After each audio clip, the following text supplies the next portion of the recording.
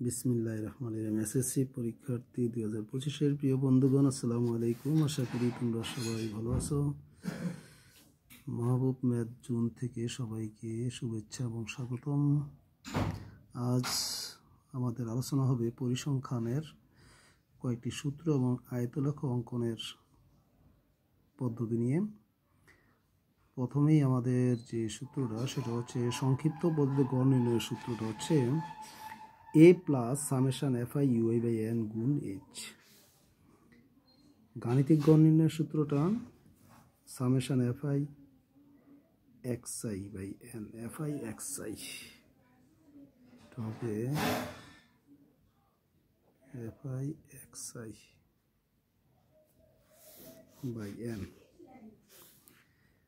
মধ্যক নির্ণয়ের সূত্র হচ্ছে l plus n by 2 minus fc গুণ h বাই fm। প্রচুর নির্ণয় সূত্র l plus f1 by f1 plus f2 গুণ h।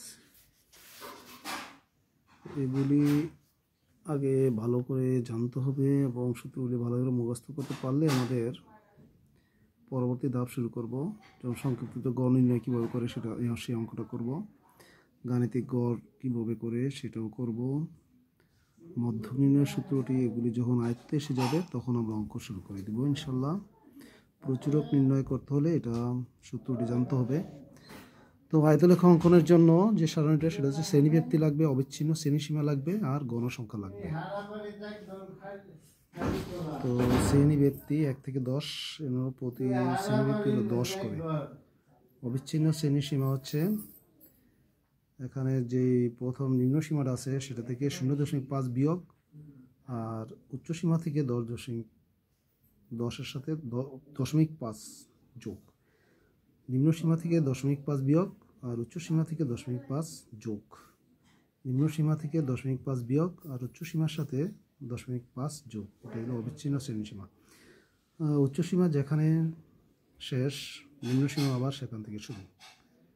উচ্চ সীমা যেখানে শেষ, নিম্ন সীমা সেখান থেকে শুরু। এভাবে আমরা শ্রেণীব্যক্তি থেকে নিম্ন সীমা থেকে 0.5 বিয়োগ করব আর উচ্চ সীমা থেকে 0.5 যোগ করলে আমাদের অবিচ্ছিন্ন শ্রেণীসীমা যোগ হয়ে যাবে। আর গণসংখ্যা লাগবে। এখন আয়তলেখ অঙ্কন করতে হলে আমাদের x অক্ষ বরাবর লাগবে অবিচ্ছিন্ন শ্রেণীসীমা। অবিচ্ছিন্ন শ্রেণীসীমাটা লাগবে।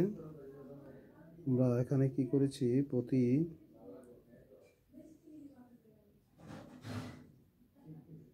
দুই ঘরকে এক ঘরকে 2 ইউনিট ধরেছি। এক ঘর হচ্ছে 2 ইউনিট, 2 একক।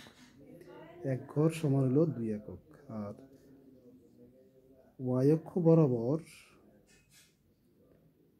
বরাবর প্রতি এক ঘরকে 1 একক। প্রতি এক ঘর সমান 1 একক ধরেছি। যদি বসাই, মানগুলি বসাই, যদি 0.5 থেকে 10.5 হচ্ছে কত, 8। তাহলে 8 হচ্ছে কত, 5। এখানে 5 থেকে একটু বেশি, 10 থেকে একটু কম, সেটা হলো 8। তারপরে 10.5 থেকে 20.5 হচ্ছে 15। এই যে 15। 20.5 থেকে 30.5-এর গণসংখ্যা হচ্ছে 22। 20 থেকে একটু বেশি। 30.5 থেকে 40.5 হচ্ছে 28 গণসংখ্যা। 25 থেকে একটু বেশি, 30 থেকে একটু কম, 28। আর 40.5 থেকে 50.5 হচ্ছে 18। 20 থেকে একটু কম। আর 50.5 থেকে 60.5 12। 10 থেকে একটু বেশি, 12। 60.5 থেকে 70.5 হচ্ছে 10।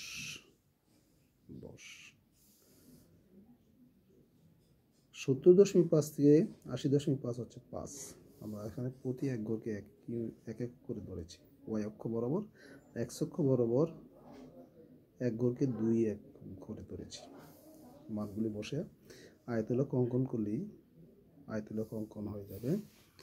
তাহলে আমাদের আয়তলেখ অঙ্কন করতে দরকার শ্রেণীব্যক্তি, অবিচ্ছিন্ন শ্রেণীসীমা বা অবিচ্ছিন্ন শ্রেণীব্যক্তি আর হলো গণসংখ্যা।